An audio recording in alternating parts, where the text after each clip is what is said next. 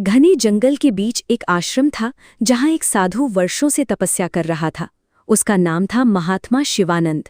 उसने संसार के सभी मोह माया त्याग दिए थे और अपने मन को पूरी तरह ईश्वर की भक्ति में लगा दिया था। एक दिन शाम के समय जब वो ध्यान में बैठा था, तभी एक घायल और थकी हुई स्त्री आश्रम के द्वार पर पहुंची। उसके कपड़े धूल से सने थे और आंखों में डर साफ दिखाई दे रहा था। मुझे शरण चाहिए, उसने धीमी आवाज में कहा। साधु ने अपनी आंखें खोली और बिना कुछ सोचे उसे अंदर आने का संकेत दिया। ये आश्रम सबके लिए है बेटी, उसने शांत स्वर में कहा। दिन बीतते गए। साधु उसकी सेवा करता, उसे भोजन देता और धीरे धीरे वो स्त्री स्वस्थ होने लगी। लेकिन समय के साथ उस स्त्री के मन में साधु के प्रति एक अलग प्रकार का आकर्षण पैदा होने लगा।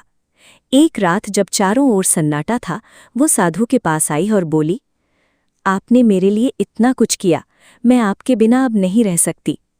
साधु समझ गया कि ये उसकी सबसे बड़ी परीक्षा है।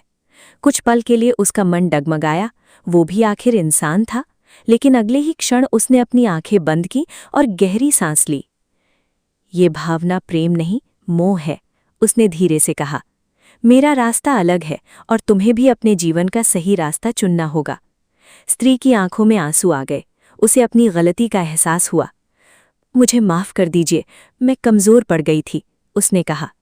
साधु ने मुस्कुराकर कहा, कमजोरी इंसान की पहचान नहीं, बल्कि उसे समझकर आगे बढ़ना ही असली ताकत है। अगली सुबह वो स्त्री वहां से चली गई, एक नई समझ और सम्मान के साथ।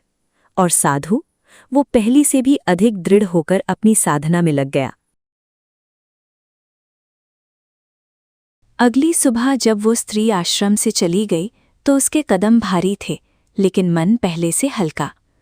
उसने पीछे मुड़कर एक आखिरी बार आश्रम को देखा, जहां उसे सिर्फ शरण ही नहीं बल्कि जीवन की सच्चाई मिली थी। वो पास के एक गांव की ओर बढ़ी। गांव में पहुंचकर उसने एक छोटे से घर में काम करना शुरू किया। पहले पहल लोग उसे शक की नज़र से देखते थे, लेकिन उसके व्यवहार में आई सच्चाई और विनम्रता ने धीरे धीरे सबका दिल जीत लिया। अब वो पहले जैसी नहीं थी।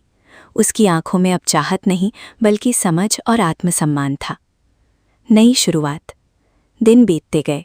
वो स्त्री अब गांव के बच्चों को पढ़ाने लगी, बूढ़ों की सेवा करती और हर किसी की मदद के लिए हमेशा तैयार रहती। एक दिन गांव में एक बीमार बच्चा था जिसे कोई ठीक नहीं कर पा रहा था। लोगों ने कहा, पास के जंगल में एक महान साधु रहते हैं, शायद वही मदद कर सकते हैं। ये सुनकर स्त्री का दिल तेजी से धड़कने लगा। क्या मुझे फिर से वहां जाना चाहिए? उसने खुद से पूछा। कुछ पल सोचने के बाद उसने हिम्मत जुटाई और उसी आश्रम की ओर चल पड़ी। फिर से मुलाकात। जब वो आश्रम पहुंची तो वही शांति, वही वातावरण, सब कुछ वैसा ही था। साधु ध्यान में बैठे थे। उसने धीरे से आवाज लगाई, महात्मा जी। साधु ने आंखें खोली और उसे देखा। इस बार उनकी आंखों में कोई आश्चर्य नहीं था, बस एक हल्की सी मुस्कान। तुम बदल गई हो, साधु ने शांत स्वर में कहा। स्त्री की आंखें नम हो गईं। आपकी सीख ने मेरी जिंदगी बदल दी। सेवा ही सच्चा प्रेम है। स्त्री ने बच्चे की बीमारी के बारे में बताया। साधु तुरंत उसके साथ गांव चल पड़े। वहां पहुंचकर उन्होंने बच्चे का इलाज जड़ी बूटियों से किया और कुछ ही दिनों में बच्चा ठीक हो गया। गांव वालों ने साधु और उस स्त्री का बहुत सम्मान किया। तभी साधु ने सबके सामने कहा, इस स्त्री ने जो परिवर्तन किया है वही सबसे बड़ा चमत्कार है। स्त्री ने सिर झुका लिया। अंतिम संदेश। उस दिन के बाद वो स्त्री और भी मजबूती से सेवा के रास्ते पर चलने लगी। अब उसका जीवन सिर्फ अपने लिए नहीं बल्कि दूसरों के लिए था। और साधु, वो अपने आश्रम लौट गए, लेकिन इस बार उनके मन में संतोष था कि उन्होंने सिर्फ एक स्त्री को नहीं बल्कि एक जीवन को सही दिशा दी। गांव में अब उस स्त्री की पहचान पूरी तरह बदल चुकी थी। लोग उसे सम्मान से दीदी कहकर बुलाते थे। उसकी सादगी, सेवा और सच्चाई ने हर दिल में जगह बना ली थी। लेकिन जीवन हमेशा एक जैसा नहीं रहता। एक नई चुनौती। एक दिन गांव में एक अमीर व्यापारी आया। उसके साथ कुछ लोग भी थे और उसकी बातों में घमंड साफ झलक रहा था। उसने देखा कि गांव वाले उस स्त्री की बहुत इज्जत करते हैं। व्यापारी ने मुस्कुराते हुए कहा, एक साधारण औरत और इतना सम्मान, जरूर कोई राज है। धीरे धीरे उसने गांव वालों के मन में शक पैदा करना शुरू किया। क्या तुम लोग जानते हो ये पहले कौन थी, कहां से आई थी? गांव में फुसफुसाहट शुरू हो गई। कुछ लोग फिर से उस पर शक करने लगे। विश्वास की परीक्षा। एक दिन पंचायत बुलाई गई। स्त्री को सबके सामने खड़ा किया गया। सच बताओ, तुम कौन हो? एक बुजुर्ग ने पूछा। कुछ पल के लिए सन्नाटा छा गया। सबकी निगाहें उसी पर टिक गईं। स्त्री ने गहरी सांस ली और बोली, हाँ, मेरा अतीत साफ नहीं था, मैंने गलतियां की हैं, लेकिन मैंने खुद को बदलने की कोशिश की है, और आज जो हूं वो आपकी सेवा से हूं। उसकी आंखों में आंसू थे, मगर आवाज में सच्चाई। जांच की जीत। तभी अचानक भीड़ में से एक आवाज आई, हमें उसके अतीत से नहीं, उसके वर्तमान से मतलब है। ये वही बच्चे के पिता थे जिसे उसने बचाया था। फिर एक एक करके गांव वाले उसके समर्थन में खड़े होने लगे। इसने हमारे बच्चों को पढ़ाया है, हमारी सेवा की है, ये अब हमारी अपनी है। व्यापारी चुप हो गया, उसकी चाल नाकाम हो चुकी थी। साधु का पुनः आगमन। उसी समय साधु भी वहां पहुंच गए। उन्होंने शांत स्वर में कहा, जिस इंसान ने अपने आप को बदल लिया, उससे बड़ा कोई नहीं। उन्होंने व्यापारी की ओर देखा, और जो दूसरों को गिराकर खुद ऊपर उठना चाहता है, वो कभी ऊंचा नहीं उठ सकता। व्यापारी शर्मिंदा होकर वहां से चला गया। नई पहचान, नया सम्मान। उस दिन के बाद गांव वालों का विश्वास और भी मजबूत हो गया। अब वो स्त्री सिर्फ दीदी नहीं थी, वो गांव की प्रेरणा बन चुकी थी। उसने एक छोटा सा पाठशाला खोला, जहां बच्चों को सिर्फ पढ़ाई ही नहीं, बल्कि जीवन की सच्चाई भी सिखाई जाती थी। अंतिम संदेश, भाग 3।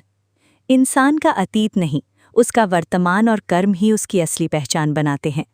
और इस तरह एक भटकी हुई जिंदगी एक प्रेरणा बन गई। समय धीरे धीरे बीतता गया। गांव अब पहले से ज्यादा खुशहाल और एकजुट हो चुका था। उस स्त्री की पाठशाला अब एक छोटे से विद्यालय में बदल चुकी थी। बच्चे उसे सिर्फ दीदी नहीं, बल्कि गुरु माँ कहकर बुलाते थे। लेकिन जीवन फिर एक परीक्षा लेकर आया। अचानक संकट। एक साल गांव में भयंकर सूखा पड़ा। नदियां सूख गईं, खेत बंजर हो गए और लोगों के सामने भूख का संकट खड़ा हो गया। गांव वाले घबरा गए। अब क्या होगा? तभी सबकी नज़र उसी स्त्री पर गई। हिम्मत और नेतृत्व। उसने बिना घबराए कहा, डरने से कुछ नहीं होगा, हमें मिलकर रास्ता निकालना होगा। उसने गांव वालों को संगठित किया। किसी को पानी बचाने का काम दिया, किसी को जंगल से फल फूल लाने को कहा, और खुद दिन रात लोगों की मदद में जुट गई। उसकी मेहनत और हिम्मत ने धीरे धीरे उम्मीद जगा दी। चमत्कार या मेहनत? कुछ दिनों बाद आसमान में काले बादल छा गए और फिर जोरदार बारिश शुरू हो गई। गांव वाले खुशी से झूम उठे, ये चमत्कार है। लेकिन वो स्त्री मुस्कुराकर बोली, ये हमारी मेहनत और विश्वास का फल है। आखिरी मुलाकात। कुछ समय बाद वो साधु एक बार फिर गांव आए। उन्होंने देखा वही स्त्री जो कभी खुद भटकी हुई थी, आज पूरे गांव की राह दिखा रही थी। साधु ने कहा, अब तुम्हें मेरी जरूरत नहीं रही, तुम खुद एक मार्गदर्शक बन चुकी हो। स्त्री ने विनम्रता से उनके चरण छुए। आपके बिना ये संभव नहीं था। अमर बन गई कहानी। सालों बाद वो स्त्री इस दुनिया में नहीं रही, लेकिन उसकी सीख, उसके संस्कार और उसका प्रेम आज भी गांव में जिंदा है। उसकी बनाई पाठशाला आज भी चल रही है और हर बच्चे को एक ही बात सिखाई जाती है। अंतिम संदेश, गलतियां इंसान को कमज़ोर नहीं बनाती, बल्कि सही रास्ता दिखाकर उसे मजबूत बनाती हैं। सच्चा परिवर्तन ही सबसे बड़ा चमत्कार है।